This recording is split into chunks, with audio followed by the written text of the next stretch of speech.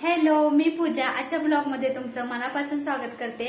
आणि आज व्हिडिओला व्हॉइस ओव्हर न देता म्हटलं आजचा व्हिडिओ असा डायरेक्टच बनवूया. तर रोजचा फराळ खाऊन आता खूपच कंटाळा आलेला आहे, तर म्हटलं आज काहीतरी नॉनव्हेजचा पदार्थ बनवूया. तर आज मी बनवणार आहे अंडा मसाला. तर तुम्हाला जर व्हिडिओ आवडल्यास आणि ही रेसिपी आवडल्यास तर नक्कीच लाईक करा, शेअर करा, सबस्क्राईब करा. तर चला तर मग बघूया आजच्या रेसिपी.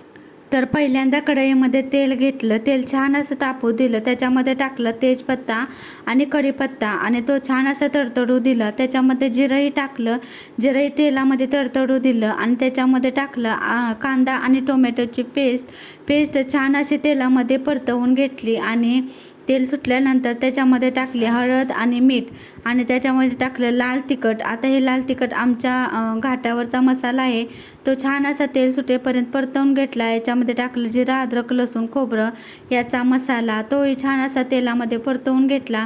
त्याच्यामध्ये थोडंसं झाकण लावून दिलं आणि मसाला छान असा तेल सुटेपर्यंत परतवून घेतला. थोडंसं पाणी टाकून घेतलं आणि ही ग्रेव्ही छान अशी येईपर्यंत शिजू दिली.